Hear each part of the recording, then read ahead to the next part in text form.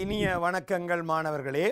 இன்றைய தினம் கல்வி அமைச்சினதும் தேசிய கல்வி நிறுவனத்தினதும் இணை அனுசரணையுடன் நடத்தப்படுகின்ற இந்த காலத்தின் தேவைக்கு ஏற்ற ஒரு கல்வி நிகழ்ச்சி மீண்டும் உங்களை சந்திக்க என்னை வைக்கின்றது. அந்த வகையிலே அட்வான்ஸ் லெவல், அதாவது காப்போதா உயர்தர மாணவர்களுக்கான ரசாயனவியல் பாடத்தில் நாம் மின் ரசாயனம் தொடர்பான ஒரு நிகழ்வுக்கு இன்று உங்களை அழைக்கின்றேன். மாணவர்களே, இந்த பௌதிக ரசாயனத்தில் அலகு 11 ரசாயன இயக்கவியலுக்குரியது, அலகு 12 ரசாயன சமநிலை, அயன் சமநிலை, அவத்தை சமநிலை அமைகின்றன. அலகு 13 மின் ரசாயனத்துக்காக ஒதுக்கப்பட்ட ஒரு பகுதி. இந்த மின் ரசாயனமும் ரசாயன சமநிலைகளுக்குள் அடங்குகின்ற ஒரு விடயம்தான். இந்த மின் ரசாயன வினா பொதுவாக எங்களுடைய ஃபைனல் பேப்பரில் 7வது வினாவாக, 7வது வினாவின் பி பாட்டாக பொதுவாக அமையும் ஒரு சுலபமான பகுதி. இந்த 7வது வினா உங்களுக்கு டைமை சேவ் பண்ணக்கூடிய, உங்களுக்கு டைமை மிச்சம் பிடிக்கக்கூடிய ஒரு வினா. ஏனென்றால் இதில் ஏ பகுதியானது அசேதன ரசாயனத்துக்குரியது. பொதுவாக அது டி தொகுப்பு மூலகங்கள் சார்பானதாகவும் இந்த சிக்கல் அயன்கள் தொடர்பாகவும் அமைகின்றது. கணிப்பு வேலைகள் மிகவும் குறைவு. 7வது பி மின் ரசாயனம். அந்த மின் ரசாயனத்திலே அதிலும் கணிப்பு வேலைகள் மிகவும் குறைவுதான். நல்லது, இப்பொழுது நாம் அந்த மின் ரசாயனத்திற்குள் செல்கின்றேன். இந்த மின் ரசாயனத்திலே முதலில் நாம் பார்க்க வேண்டியதை இப்பொழுது திரையில் பார்ப்போம். பாருங்கள், முதலாவது அம்சம் உங்களுக்கு மின் சக்தி ரசாயன சக்திகளுக்கு இடைப்பட்ட ஒரு பரிமாற்றம் தான் இல்லையா இந்த மின் ரசாயனத்தில் விளக்கப்படுகின்றது. மின் சக்திக்கும் ரசாயன சக்திக்கும் இடைப்பட்ட பரிமாற்றம். சக்தியின் பாகுபாடுகள் நீங்கள் ஏற்கனவே கற்றிருப்பீர்கள் சிறிய வகுப்புகளிலும். வெப்ப சக்தி, ரசாயன சக்தி, மின் சக்தி, பொறிமுறை சக்தி என்றெல்லாம் வரும். இங்கே மின் சக்திக்கும் ரசாயன சக்திக்கும் இடையிலான ஒரு பரிமாற்றம் தான் இந்த மின் ரசாயனம். இந்த மின் ரசாயனத்திலே பாருங்கள், நீங்கள் சுயாதீன ரசாயன தாக்கத்தில் ஸ்பான்டேனியஸ் ரியாக்ஷன் என்று சொல்லுவோம்.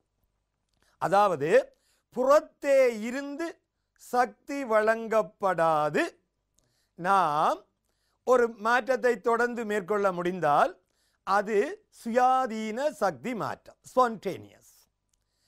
எக்ஸ்டர்னல் இது ஒன்றை கொடுக்காமல் செய்கிறது. அந்த வகையிலே இந்த சுயாதீன சக்தி மாற்றத்தில் ஏற்படுகின்ற மின் சக்தி உங்களுக்கு, அதாவது மின்னோட்டமாக மாற்றப்படும்.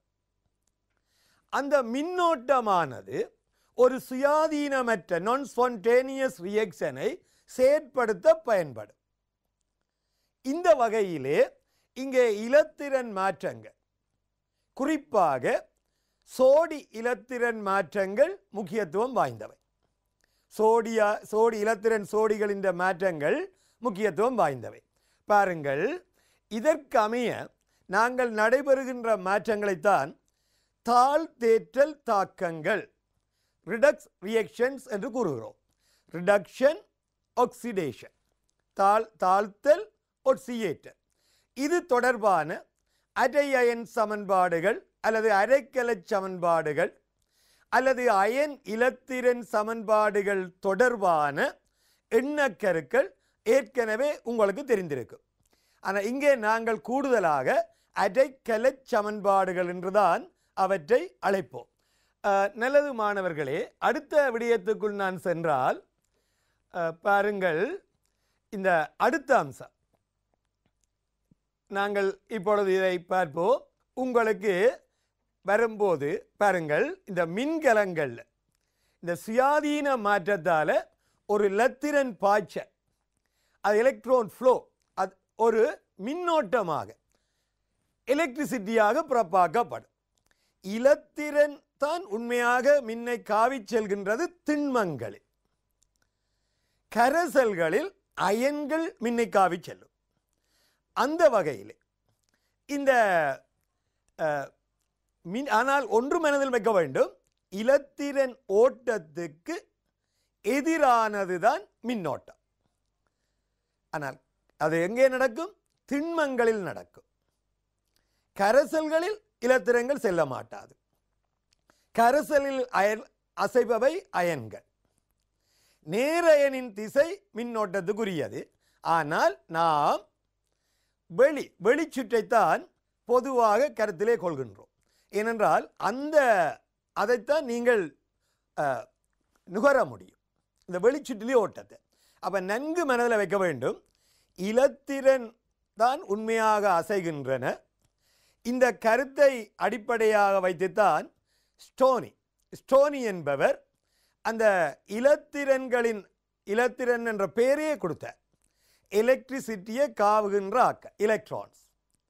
அது உங்களுக்கு பழைய சரித்திரம். அந்த இலத்திரன் ஓட்டம் மறையோட்டமாக அமைவதால் இலத்திரன் ஓட்டத்துக்கு எதிரானது மின்னோட்டம். ஆகவேதான் இங்கே பாருங்கள், இந்த எலக்ட்ரான் ஃப்ளோ, இலத்திரன் பாய்ச்சல் மின்னோட்டமாக புறப்பாக்கப்படும் என்று குறிப்பிடுகிறேன். அடுத்ததாக கவனியுங்க, ஒரு மின் பகுப்பு கலத்தில் எலக்ட்ரோலிசிஸ் மின் பகுப்பு, அந்த மின் பகுப்புக்குரிய கலம், அதிலே இதற்கு எதிர்மாறானதாக ஒரு நிகழ்வு நடக்கும். அந்த மின்னோட்டத்தால், மின்கலத்தில் புறப்பாக்கப்படும் மின்னோட்டத்தால் அந்த மின் பகுப்பு கலத்தில் உங்களுக்கு ஒரு சுயாதீனமற்ற தாக்கத்தை செயற்படுத்த உதவுகின்றது. நான் ஸ்பான்டேனியஸ் ரியாக்ஷனை செயற்படுத்துகின்றோம். அது மின் பகுப்பு. இந்த மின்கலமும் மின் பகுப்பும் ஒன்றுக்கொன்று முரணான ரெண்டு செய்முறைகள். மின்கலத்தில் ஒரு ரசாயன மாற்றத்தின் விளைவாக மின்னோட்டம் உருவாக்கப்படும். மின் பகுப்பில் மின்னோட்டத்தின் மூலம் ஒரு ரசாயன மாற்றம் நடைபெறும். அந்த விடயத்தை நீங்கள் மனதில் தெளிவாக வைத்துக் கொள்ளுங்கள். நல்லது மாணவர்களே, இப்பொழுது நாம் அடுத்த அம்சத்துக்கு நுழைகிறேன், கடத்துதிறன். இப்பொழுது நாங்கள் உண்மையாக பௌதீக ரசாயனத்தை, பௌதீகவியலை இதற்குள் மறைமுகமாக கொண்டு வருகிறோம். இங்கே உண்மையாக இவை பௌதீகவியலுக்கு தான் மிக முக்கியமானவை. எனினும் ஒரு சில சந்தர்ப்பங்கள், உதாரணமாக ஒரு உப்பு பாலம் பற்றிய ஒரு குறிப்பிலே ஏன் அந்த குறிப்பிட்ட பதார்த்தங்கள் தான் உப்பு பாலமாக அமைய பொருத்தமானவை என்று கேட்டிருந்தார்கள். இது கடந்த கால வினாவிலே 2017 அந்த பிரச்சனை வந்திருந்தது. அப்படி ஒரு சில சந்தர்ப்பங்கள்லாம் வரும். எனினும் நாங்கள் இந்த பாடத்தை உங்களுக்கு முழுமையாக நிறைவு செய்ய வேண்டுமென்றால் இந்த விடயங்களை நான் குறிப்பிடத்தான் வேண்டும். எனினும் இவை பௌதீகவியலில் உங்களுக்கு நன்கு பரிச்சயமான விடயங்கள். ஆகவே சிறிது விரைவாக செல்லலாம் என கருதுகிறேன். முதலாவதாக கண்டக்டிவிட்டி, கடத்துதிறன். தமக்கு ஊடாக இந்த மின்னோட்டத்தை அனுமதிப்பன அவற்றைத்தான் சொல்லுவோம் கடத்திகள் என்று சொல்லுகின்றோம். தமக்கு ஊடாக மின்னோட்டத்தை அனுமதிப்பன கடத்திகள். அந்த கடத்திகளை நாம் பொதுவாக 3 வகைகளில் பிரிக்கின்றோம். சிறந்த மின்கடத்திகள், பொதுவாக உலோகங்கள். குறை கடத்திகள், செமிகண்டக்டர்ஸ். இது இலத்திரனியலில் முக்கியமான ஒரு விடயம், இந்த செமிகண்டக்டர்ஸ். இதைத்தான் நாங்கள் இந்த குறை கடத்திகளை, அதான் செமிகண்டக்டர்ஸ், குறை கடத்திகள். மெட்டலாய்ட்ஸ், உலோக போலிகள் என்றும் அழைப்போம் இந்த மெட்டலாய்ட்ஸ். அவை குறை கடத்திகள். அதிலே தான் இந்த துளை இலத்திரன் பாய்ச்சல் விளையாட்டு உங்களுக்கு ஞாபகம் இருக்கு. இந்த கடத்திகளுக்கும் குறைகடத்திகளுக்கும் ஒரு தொடர்பு உண்டு.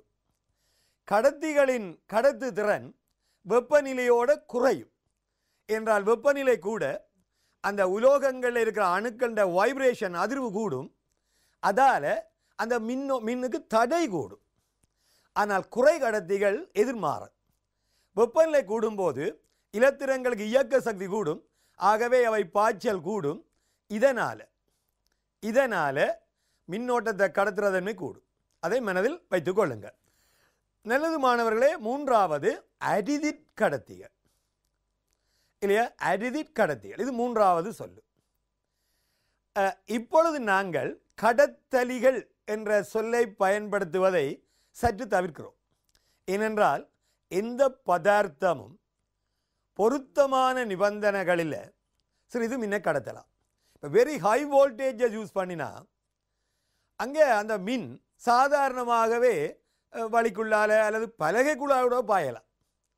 அடுத்து அந்த இடங்களில் கொஞ்சம் கவனமாக இருப்போம். ஆகவே இப்போது சிறந்த சொல்லு அடிதிட் கடத்திகள் இல்லையா? அந்த சொல்லை தான் பாவிக்க விரும்புகிறோம்.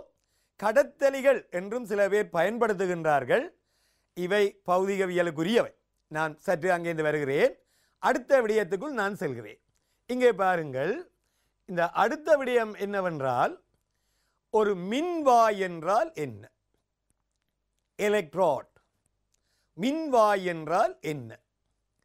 கரைசலில் இருந்து மின்சக்தியை வெளிப்படுத்த அல்லது வெளியே கொண்டு செல்ல, அல்லது வெளியே இருந்து அந்த மின்சக்தியை உட்செலுத்த அல்லது அந்த மின்னோட்டத்தை உட்செலுத்த பயன்படுத்துவதுதான் என்னென்று அழைக்கப்படும் எலக்ட்ரோட்ஸ், மின்வாய்கள்.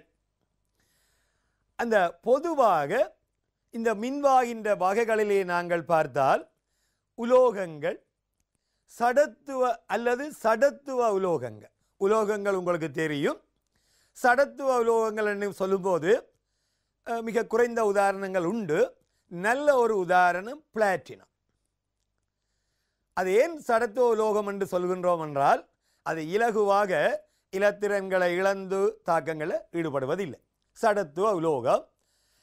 இந்த பிளாட்டினம் உங்களுக்கு தெரியும், ஆவர்த்தன அட்டவணையில் கூட்டம் 11 இருக்கும். பிளாட்டினம், பலேடியம் உங்களுக்கு நன்கு பரிச்சயமான சொற்கள். வாயுநிலை தாக்கங்களில் இந்த பிளாட்டினம் ஒரு ஊக்கியாகவும் பயன்படுத்தப்படுகிறது. அடுத்ததாக அலோகங்களும் உங்களுக்கு மின்வாயாக தொழிற்படலாம். நல்ல ஒரு உதாரணம் கிராஃபைட், கார்பன் பிரதிருப்பம். ஆனால் சில சமயம் வாயுக்களும் மின்வாய்களில் அமையலாம். நாங்கள் இவற்றை பின்பு பார்ப்போம். வாயு மின்வாய்கள் என்று உண்டு. இது அப்போ மின்வாய் என்றால் என்ன என்ற ஒரு எண்ணக்கருவுக்குள் நான் சென்றிருந்தேன். நல்லது மாணவர்களே, அடுத்த விடயத்துக்கு வருகிறோம். இந்த அடுத்த விடயம் ஒரு மின்பகு கரைசல் ஊடாக மின்னோட்டத்தை செலுத்தும் போது, நீங்கள் பொதுவாக பௌதிகவியல்களே ஒரு கடத்தி ஒரு உலோக கம்பியூடாக மின்னோட்டத்தை செலுத்தும் போது 3 விடயங்களை பற்றி கதைச்சிருப்பீர்கள், படித்திருப்பீர்கள். கடத்துதிறன், தடை, தடைத்திறன். இத்தகைய 3 விடயங்களை நீங்கள் பார்த்திருப்பீர்கள். அவை கரைசல்களுக்கும், எப்படியான கரைசல்கள்? மின்பகு கரைசல்கள் என்றால் அவை அயன்களை கொண்டிருத்தல் வேண்டும். அந்த அயன்களை கொண்டிருக்குள்ள கரைசலுக்கு ஊடாக நீங்கள் மின்னோட்டத்தை செலுத்தினால் இந்த 3 விடயங்களும் அங்கே அமையலாம். கடத்துதிறன், தடை, தடைத்திறன். நல்லது. இப்பொழுது மேலும் தொடர்வோம் உள்ளுக்கு. இந்த மேலும் நாங்கள் சற்று உள்ளுக்கே சென்றால் பாருங்கள், நீங்கள் ஒரு உலோக கம்பி போல உங்களுக்கு அந்த கரைசலை கற்பனை செய்கிறோம். அந்த கரைசல்ல 2 கரைக்கு 2 மின்வாய்கள் வைக்கப்பட்டுள்ளன. அங்கே ஏ என்று குறிக்கப்பட்டவை அந்த மின்வாய். அதை பாசிட்டிவ், அதாவது மின்னோட்டம் கரைசலுக்கு நுழைகிறது ஒரு கரை மின்வாய், கரைசல்லேருந்து மின்னோட்டம் வெளிப்படுறது மற்ற கரைக்கு. அந்த மின்வாய்கள் 2க்கும் இடையே சிறைப்பிடிக்கப்பட்டிருக்கின்ற அந்த கரைசல் தான் அங்கே கடத்தியாக தொழிற்படுது. அது மின்பகு கரைசல் ஆகும். அந்த ரெண்டு மின்வாய்களுக்கும் இடைப்பட்ட தூரத்தை நாம் அந்த கரைசலின் நீளம் என்று சொல்லுகிறோம். வழக்கமாக கம்பியின் நீளம் கருதுவது போல இது கரைசலின் நீளம். அந்த கரைசலின் நீளத்தை L என்று குறிப்போம். இங்கே அப்ப அந்த மின்பகு பொருட்கரைசல் ஒன்றின் ஊடான கடத்துதிறன் மற்றும் தடைத்திறன் தொடர்பாக கருதும் போது அங்கே முதலில் கவனியுங்கள், கரைசலின் நீளம் ரெண்டு மின்வாய்களுக்கும் இடைப்பட்ட தூரம் என்னென்று குறிப்பிட்டேன், கரைசலின் நீளம். இந்த மின்வாயின் தொடுபரப்பு, அதாவது கரைசலோட மின்வாய் தொட்டு கொண்டுக்கிற பரப்பு தான் A என்று குறிக்கப்பட்டது. அந்த தொடுபரப்பு இல்லையா அந்த கரைசலின் பரப்பாக கருதப்படும். அப்படி என்றால் நீங்கள் பாருங்கள், L என்பது கரைசல் ரெண்டு மின்வாய்களுக்கு இடைப்பட்ட தூரம், அதாவது கரைசலின் நீளம். A என்பது குறுக்குவட்டு பரப்பு, கரைசலினுடனான மின்வாயின் தொடுபரப்பு. அடுத்ததாக பாருங்கள், வளமையான பௌதிகம்தான் அங்கே வருகிறது. R தடை, R is proportional to L. கரைசலின் நீளத்துக்கு தடை நேர்விகித சமனாக அமையும். R நேர் மாறுவிகித சமன் 1/A.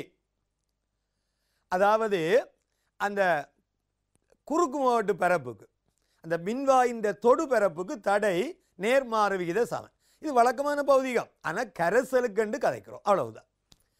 அந்த வகையிலே R is proportional to L/A.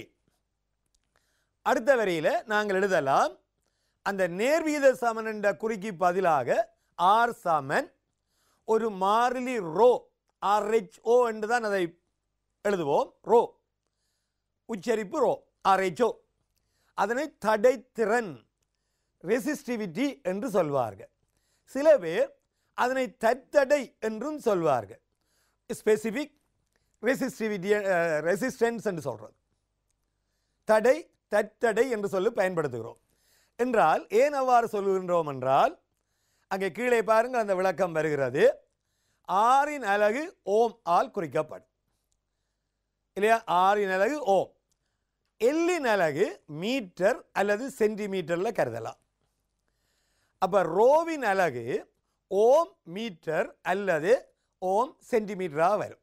இந்த அலகுகளை கொண்டு அந்த ஆர் சமன் ரோ இன்று எல்லோரையில் பிரதியிட்டால் ஆருக்கு பதிலாக ஓம் வரும். ஆறின் அலகு, எல்லின் அலகு என்றது மீட்டர் அல்லது சென்டிமீட்டர், ஏயின் அலகு அப்போ அந்த மீட்டர் அல்லது சென்டிமீட்டரின் கீழ் மீட்டர் வர்க்கம் அல்லது சென்டிமீட்டர் வர்க்கம். ஆனபடியா ரோவின் அலகு எவ்வாறு அமைகிறது? ஓம் மீட்டர் அல்லது ஓம் சென்டிமீட்டர். எனவே இங்கே பாருங்கள், இந்த ஒரு அலகு பரப்பு எல் சமன் ஒரு அலகு என்று சொல்ல யூனிட், ஒரு அலகு நீளமுள்ள ஒரு கரைசல், ஒரு அலகு பரப்புடைய கரைசல், ஒரு அலகு நீளமுள்ள கரைசலின் அந்த பதார்த்தத்தின் தடைதான் அந்த ரோ. ஆனபடியாக தான் ரோவை தட்டடை என்று சொன்னேன். இப்பொழுது நீங்கள் உங்களுக்கு தன் வெப்பம் ஞாபகத்தில் இருக்கலாம் அல்லது மூலர் வெப்பம் ஞாபகத்தில் இருக்கலாம். அதுபோல தான் இங்கே ஒரு அலகு பரப்பு, ஒரு அலகு நீளமுள்ள கரைசல். இந்த நிபந்தனைகளில் ஆர் சமன் ரோ, அதாவது ரோவாக அமையும். அப்போ ரோவை சொல்கிறோம் தடை என்று சொல்லி பாவிக்கிறோம். இது மேலோட்டமாக உங்களுக்கு தெரிந்தால் போதுமானவை, பயப்பட தேவையில்லை.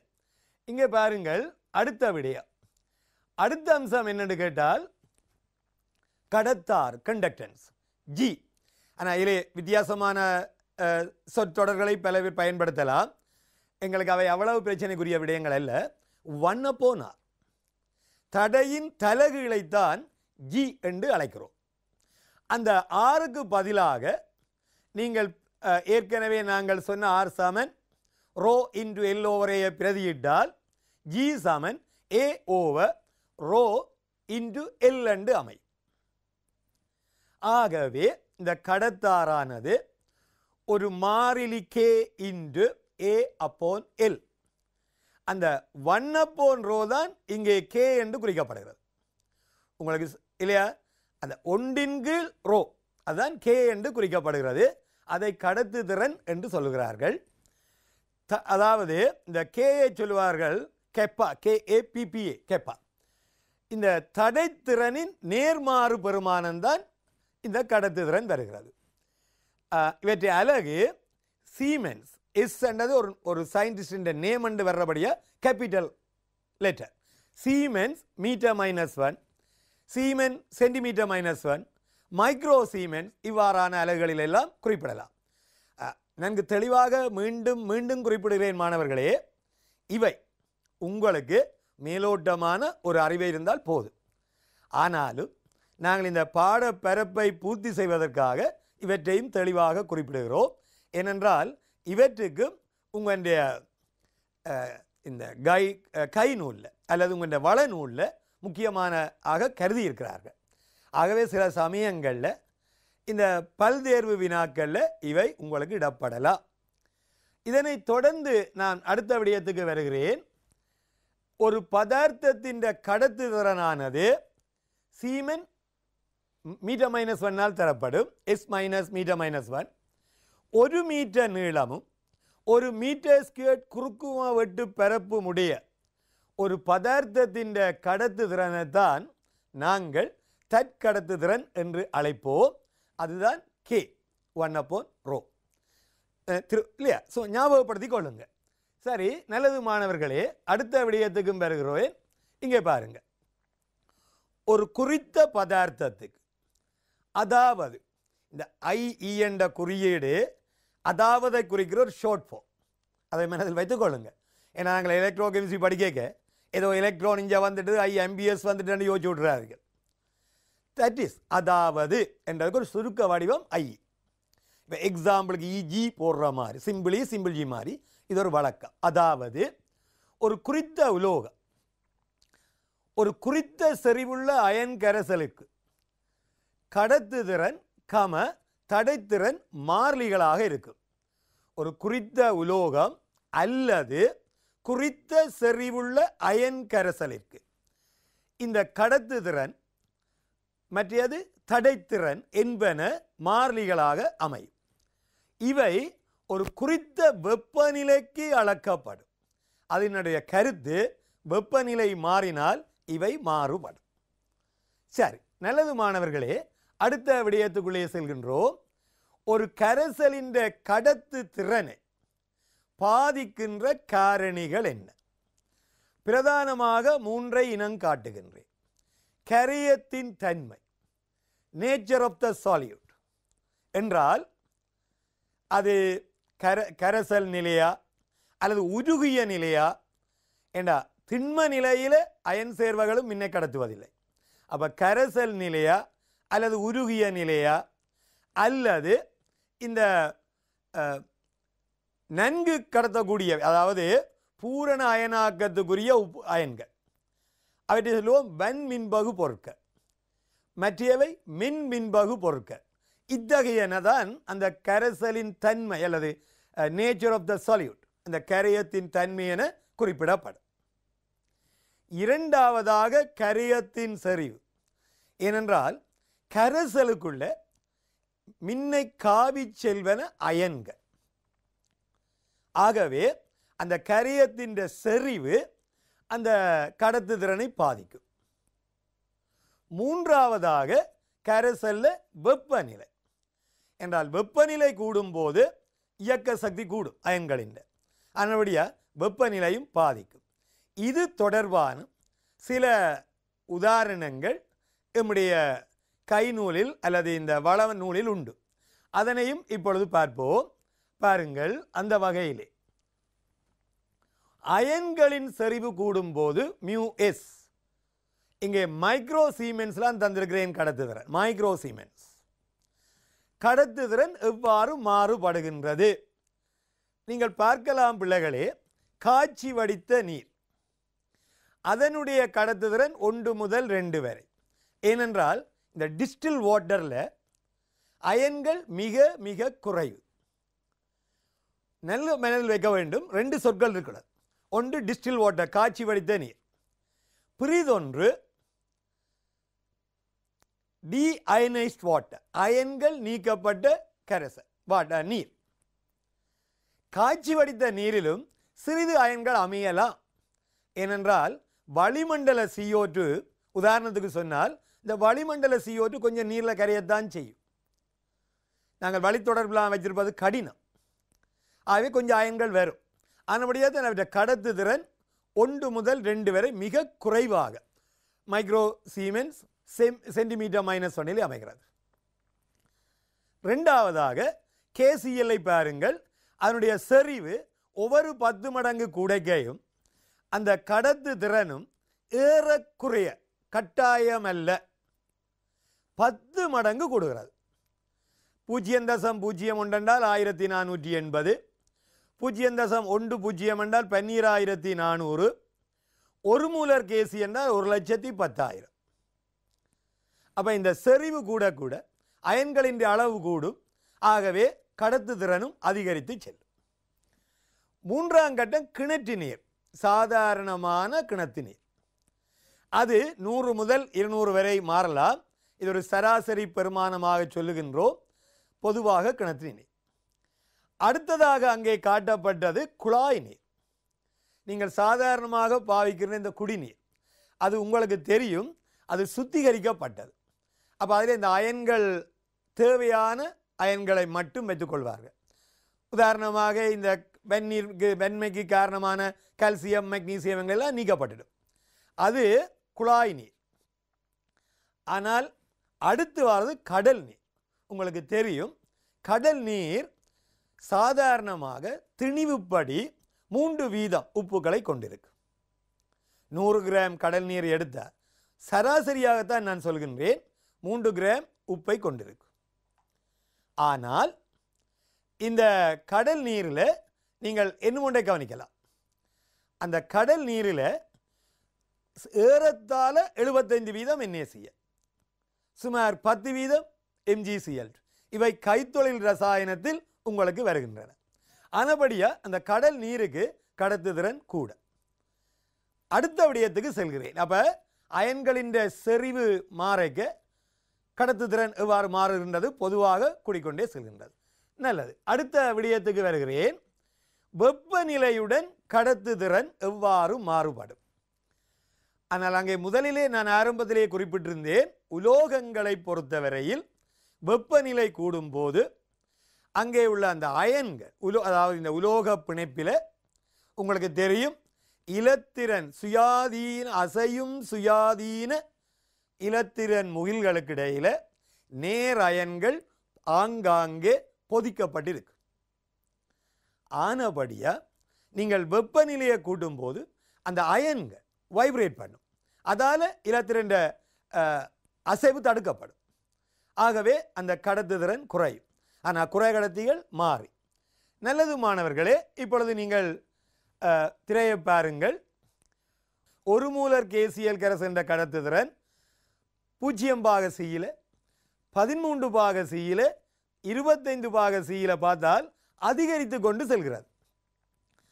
6.5 தர 14 அடுக்கு, அது 104 அல்ல 14, 9 தர 14, 1.1 தர 15.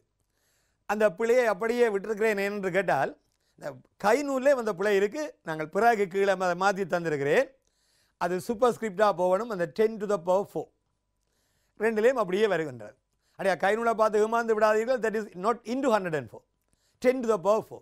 அதுபோல் 9.8 into 10 to the power 4. ஏன்னா நாங்கள் ஒரு ஸ்டாண்டர்ட் ஃபார்முலா ஒன்று எழுதிக்க ஒருபோதும் 6.5 104 எழுத மாட்டோம். அது ஸ்டாண்டர்ட் ஃபார்ம் அல்ல. 6.5 14. அப்போ அந்த கை நூலில் அந்த தவறு உண்டு, அதை நீங்கள் மனதில் பதித்து கொள்ளுங்கள் என்ற காரணத்துக்காக இங்கேயும் அந்த தவறை காட்டி அதை எவ்வாறு மாற்றுங்கள் என்று சொல்லித் தருகிறேன்.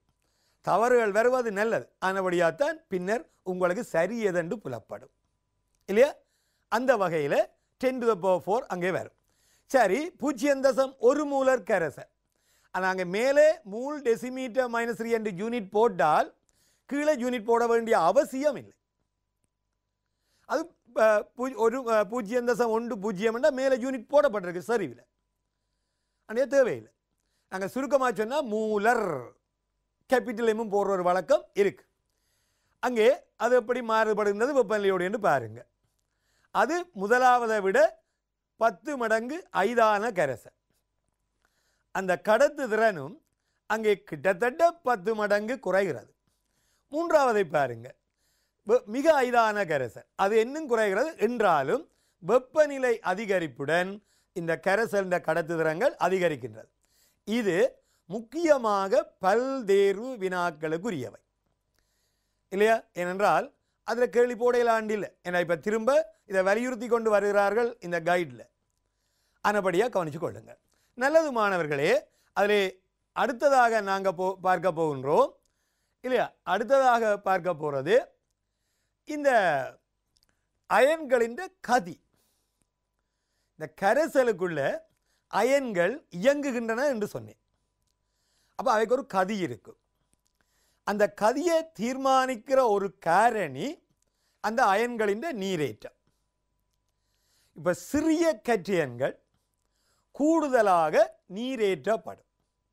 ஏனென்றால் அவைக்கு கருக்கவர்ச்சி கூட, அதால் அவை கூடுதலாக நீரேற்றப்படும். அதனால் அந்த கதி குறையலாம். இது நான் பின்னர் மின்ரசாயன தொடர் என்ற எண்ணக்கரு வரும்போது அதிலே சுட்டி காட்டுவேன். அதால் வார ஒரு பிரச்சனையை சுட்டி காட்டுவேன். அப்போ இந்த நீரேற்றம் முக்கியமான ஒரு விடயம். அந்த வகையிலே இந்த கதியை அவை தீர்மானிக்கின்றன. என்றாலும் தனிய இந்த பருமன் மட்டுமில்லை, ஏற்றமும் வரும். இந்த ஈயோவர் சார்ஜ், ஈயோவர் ஏற்றத்துங்கள் அவருடைய ஆர், ஈயோவர் ஆர், அது கூட தீர்மானிக்கும். சரி, H+ அயன்கள் OH- அயன்கள், அவற்றுக்கு கதி உயர்வாக இருக்குது. மில்லிமீட்டர் -1. H+ ஒரு வித்தியாசமான சாமான். அது நீர்க்கரைசல்ல நீரோட இணங்கி H3O+ காணப்படும். ஆனபடி அதுக்கு அந்த நீரேற்றம் என்பது அவசியம் அல்ல.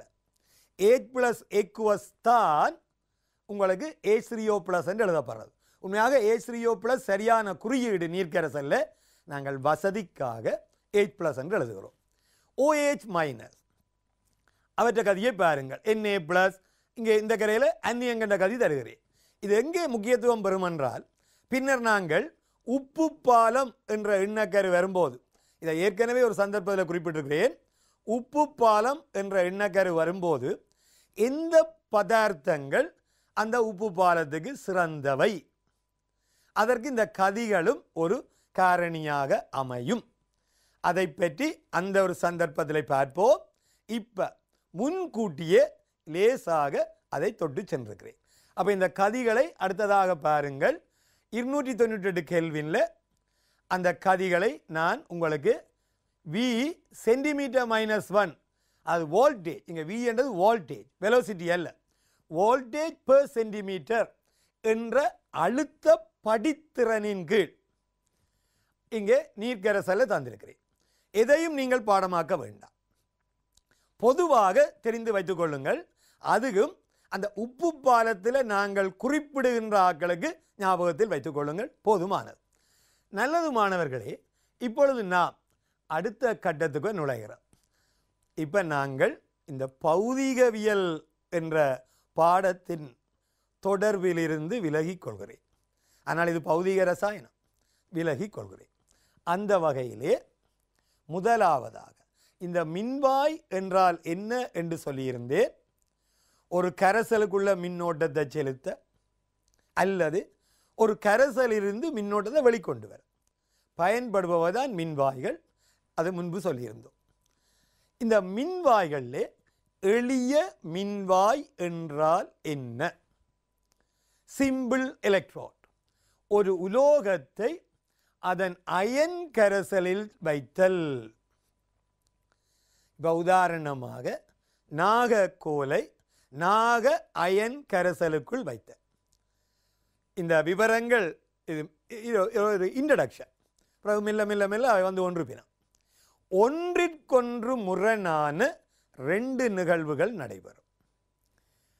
ஒன்று, இந்த உலோகம் திண்மம் கரைந்து Mn+ம் Neயுமாக மாறும், அயனாகும், ஒட்சியேற்றப்படும். இதனை பழைய காலத்திலே கரைசல் அமுக்க விளைவு என்ற சொல்லை பயன்படுத்தினார்கள்.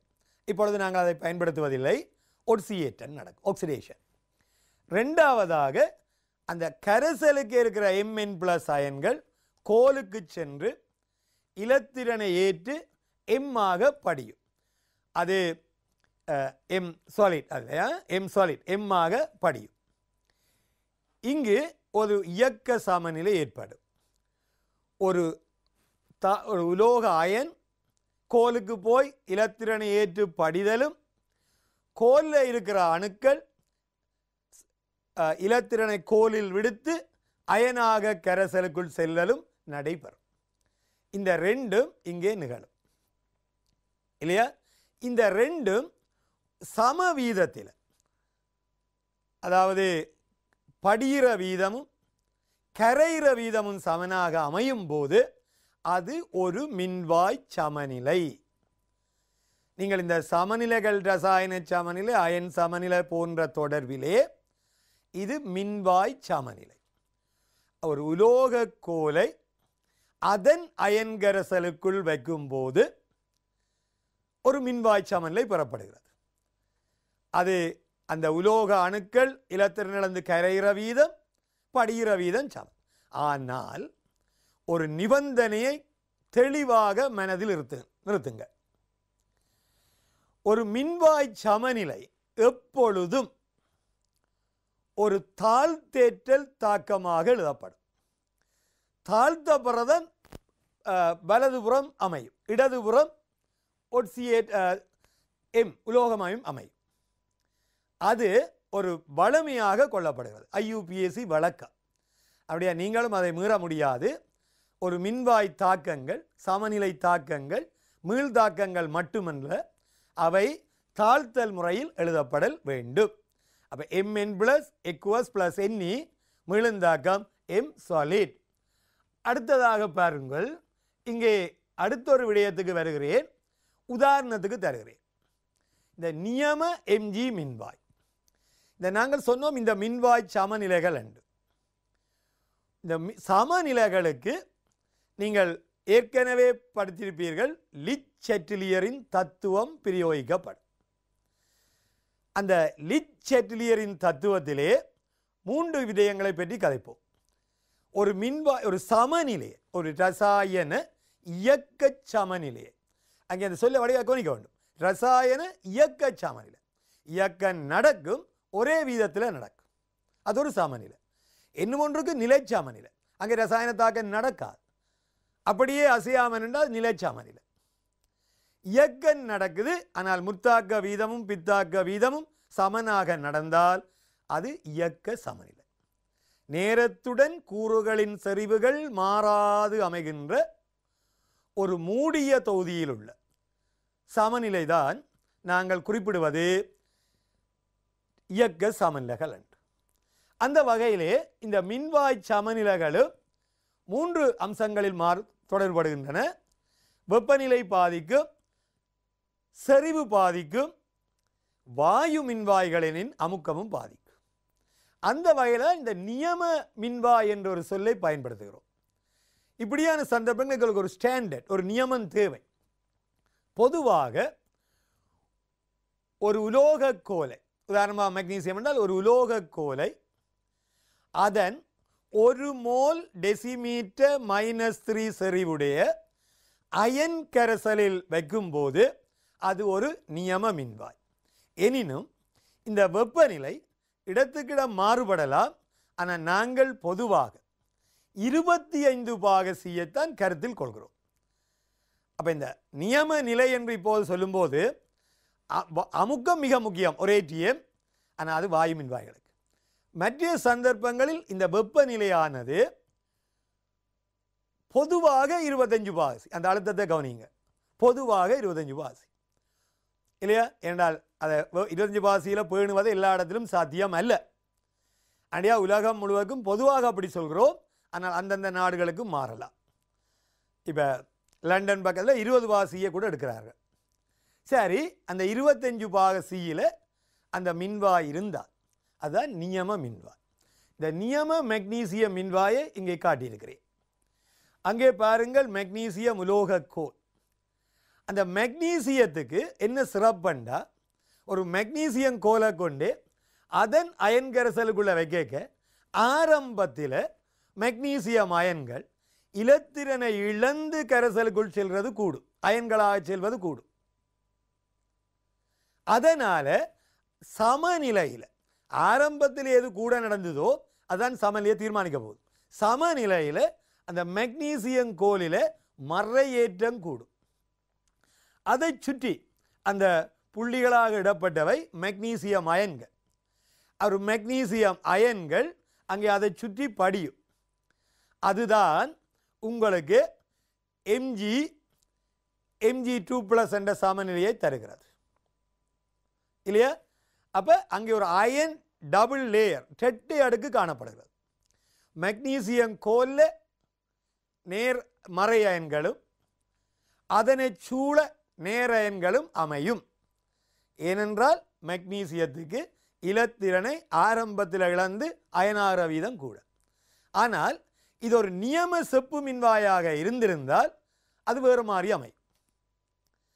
ஏனென்றால் செப்பு அயன்கள் இலத்திரனேற்று படிவது ஆரம்பத்தில் கூட இருக்கு. அதால கோல நேரேற்றம் கூட அமையும், கோலை சுற்றி மறையேற்றம் அமையும். அந்த எண்ணக்கருவை மனதிலே வைத்துக் கொள்ளுங்கள். அப்போ இந்த சமநிலையில் இந்த ஏற்ற வேறுபாடு, கோலுக்கும் கரைசலுக்கும் இடையிலே ஒரு ஏற்ற வேறுபாடு காணப்படும். அதைத்தான் நாம் மின்வாய் அழுத்தம் என்று சொல்வோம். அந்த மின்வாய் அழுத்தங்கள் பற்றிய எண்ணக்கருக்கள் உங்களுக்கு தொடர்ந்து வரும். சரி, இப்பொழுது நான் அடுத்த விடயத்துக்குள்ளே செல்கிறேன். அங்கே காட்டியிருக்கிறேன் பாருங்கள், செப்பு மின்வாய். அது நியம செப்பு மின்வாய். அதில் ஆரம்பத்தில் ரெண்டு நடக்குது. ஆனால் சமநிலை என்ற சொல்லு நான் இங்கே தரையில். உண்மையாக சமநிலையில் கோல பாசிட்டிவும் கோலை சுற்றி மறையேற்றவும் ரெண்டு நடக்கும் பிள்ளை. கோலை சுற்றி மறையேற்றமும் அமையும். ஆனால் நாங்கள் அந்த கரைசலுக்குள்ள கியூப்ரிக் அயன் தான் இருக்கு. கொஞ்சம் கவனித்து பார்த்தீங்களா அந்த வேறுபாடுகள். அங்கே கோலுக்குள்ளே மறையேற்றம் இருக்குது, சுற்றி நேர அயன்கள் அமைகின்றன. ஆனால் அந்த சமநிலையை நான் காட்டவில்லை, என அதுக்குரிய வசதி எனக்கு அதில் கிடைக்கவில்லை இல்லையா? சரி, அடுத்த விடயத்துக்கு செல்கிறேன். ஆனால் நீங்கள் எதென்று பாடமாக்க தேவையில்லை. அடுத்த விஷயத்துக்கு போவோம். இங்கே பாருங்கள், இப்போ ஒரு வாயு மின்வாய். இது நியம ஐதரசன் மின்வாய் என்று அழைக்கப்படுகிறது. நுண்துளை கொண்ட பிளாட்டினம். அங்கே அழகாக ஒரு வரைவும் அதனுடைய ஒரு உண்மையான ஒரு ஐதரசன் மின்வாயின் அமைப்பும் தந்திருக்கிறோம். அந்த ஐதரசன் மின்வாயின் அமைப்பு இப்போ இங்கே காட்டப்பட்டுள்ளது. ஒரு பிளாட்டினம், அது உண்மையாக கரும் பிளாட்டினம் அல்லது நுண்துளை கொண்ட பிளாட்டினம். அந்த பிளாட்டினத்தை கொண்டு ஐதரசன் வாயுவை புறத்துறிஞ்சி அதன் அயன் கரைசலுக்குள்ள வைக்கிறோம். இது வாயு மின்வாய் என்றபடியால் அமுக்கம் மிக முக்கியம். 1 atmospheric pressure. 1/15 பாஸ்கல் என்று குறிப்பிட வேண்டியதில்லை. அது கெமிஸ்ட்ரியில் ஐயூபிஎஸ்சி வழக்கத்தில் நாங்கள் ஏடிஎம்ஐ தான் பயன்படுத்துகிறோம். ஆனால் கணக்குகள் செய்யக்க நாங்கள் பாஸ்கலுக்கு போவோம். கேஸ் லோஸில் 1 atmospheric pressure. Temperature 25 degree Celsius, 25 பாக சி. அந்த கரைசலின் செறிவு இங்கே கீழே காட்டியிருக்கிறேன். ஒரு மூலர் அயன் கரைசல். இங்கு ஒரு தாழ்த்தேற்றல் சமநிலை அமைகிறது, அதுவும் காட்டப்பட்டுள்ளது. இவருக்கு தான் பேர் நியம ஐதரசன் மின்வாய் இல்லையா? நியம ஐதரசன் மின்வாய். தாக்கத்தை கவனியுங்கள், நடைபெறதையும் கவனியுங்கள். சரி, அடுத்த விடயத்துக்குள்ளே நுழைகிறேன். இங்கே பாருங்கள், நான் உங்களுக்கு இந்த மின்வாயின் அழுத்தத்தை எப்படி அளக்கிறது நான் ஏற்கனவே சொல்லியிருந்தேன். சமநிலையில் உலோக கோலுக்கும் அதன் அயன் கரைசலுக்கும் இடையில் ஒரு ஏற்ற வேறுபாடு அமையும். அதுதான் மின்வாய் அழுத்தம். ஆனால் அழுத்தம் என்பது இரு முடிவிடங்களுக்கிடையில் அளக்கப்படுவது. ஒரு வோல்ட்டுமானியை பயன்படுத்தி இரு முடிவிடங்களுக்கு இடையில் தான் நீங்கள் இந்த அழுத்த வேறுபாட்டை அளக்கலாம். அப்படி என்றால் ஒரு முடிவிடம் அந்த கோலில் இணையுங்கள், ஒரு வோல்ட்மானியை போடுங்க. மற்ற முடிவிடம் இங்கே கரைசலுக்குள் சென்று கம்பியை வைக்காதீர்கள், அந்த கடத்தியை வைக்க வேண்டாம், ஏன்னா அங்கே இன்னொரு மின்வாய் உருவாகிவிடும். ஆனபடியால் மனதில் தெளிவாக கொள்ளுங்கள், தனி மின்வாய் அழுத்தத்தை, இந்த அப்சல்யூட் பொட்டென்ஷியலை ஒருபோதும் நேரடியாக அளக்க முடியாது. தனி மின்வாய் அழுத்தத்தை ஒருபோதும் நீங்கள் நேரடியாக அளக்க முடியாது, ஒப்பிட்டு தான் அளக்கலாம். ஆனபடி அதுக்கு ஒரு ஸ்டாண்டர்ட் தேவை. அந்த ஸ்டாண்டர்ட் தான் நாங்கள் ஏற்கனவே குறிப்பிட்ட இந்த ஐதரசன் மின்வாய். அந்த ஐதரசன் மின்வாயோடு இப்போ உதாரணமாக நாக மின்வாய் என்றால் நாகக்கோல அதன் அயன்கரசுக்குள்ள வச்சிருக்கிற நியம மின்வாய், வெளிச்சுற்றில் அங்கே காட்டப்படுகிறது ஒரு டிஜிட்டல் வோல்ட் மீட்டர், அதன் ஊடாக இணைக்கப்படுகிறது. அடுத்த பிரச்சனை, இந்த வெளிச்சுற்றை மட்டும் இணைத்தால் போதாது. ஏனென்றால் மின் சுற்று பூர்த்தியாக விட்டால் அங்கே அழுத்த வேறுபாட்டை அளக்க முடியாது, அது தெளிவாக இருக்க வேண்டும். எனவே இந்த கரைசல்களை நாங்கள் இணைக்க வேண்டும். அதுக்கு தான் உப்பு பாலம் பயன்படுகிறது. அந்த உப்பு பாலம் அங்கே குறிப்பிட்ட காட்டப்படுகிறது. அங்கே பாருங்கள், அந்த ரெண்டு கரைசல்களுக்கும் இடையில அந்த உப்பு பாலம் வருகிறது. அப்போ சோல் பிரிட்ஜெண்டா என்ன, அதை கூட ஒருக்கா கேட்டிருந்தார்கள். இந்த ஏற்ற வேறுபாட்டு அந்த ரெண்டு மின்வாய்களுக்கும் இடையில இந்த கரைசல்களுக்கு இருக்கிற ஏற்ற வேறுபாட்டை நொதுமைப்படுத்துவதற்காக பயன்படுவதுதான் அந்த உப்பு பாலம். மின்சுற்றை பூர்த்தியாக்குவதற்கென்ற சொன்னதை ஏற்றுக்கொள்ள மறுத்தார்கள். நீங்கள் ரெண்டையும் சொல்லுங்க. அந்த கரைசல்களுக்கு இருக்கிற ஏற்ற வேறுபாட்டை நொதுமைப்படுத்துவதற்கு, அதே சமயத்தில் மின்சுற்றை பூர்த்தியாவதற்கு பயன்படுவதுதான் உப்பு பாலங்கள். இந்த உப்பு பாலங்களில் சில குறிப்பிட்ட உப்புகளைத்தான் நாங்கள் விரும்புகிறோம்.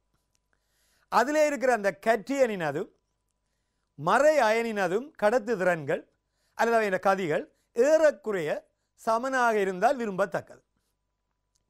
அந்த வகையிலே தான் பொட்டாசியம் குளோரைடு, அமோனியம் குளோரைடு, அதற்கு அடுத்ததாக NaClலும் பயன்படுத்தலாம். பொதுவாக இவை தான் பயன்படுது. காரணம், இந்த கட்டியன்கள் நேரையன்களுக்கு இடையில் இந்த கடத்து திறன் வேறுபாடுகள் அல்லது அந்த கட்டியன் நேர என்ற கதிகள் ஏறக்குறைய சமமாக இருக்கு. இங்கே உண்மையாக அந்த ஒரு கரைசலிருந்து மற்ற கரைசலுக்கு அந்த அயன் நேரடியாக பாலத்தால் ஏறி நடந்து போகவில்லை. ஒரு நேரையன் ஒன்றுக்குள்ள நுழையக்க மற்ற கரைக்கு இன்னும் ஒரு நேரையன் அங்கே வெளிக்கிடும். அந்த ஏற்றம் சமப்படுத்தப்படும். இந்த கியூவிலே ஆக்கள் மூவ் பண்ணுற மாதிரி, ஒரு வரிசையில் மூவ் பண்ணுற மாதிரி ஒன்று அப்படியே மெல்ல ஒன்று முன்னுக்கு போக அடுத்த அந்த இடத்துக்கு வரும். அப்படியே தொடர்ந்து நடந்து ஒன்று இருக்கும் இல்லையா?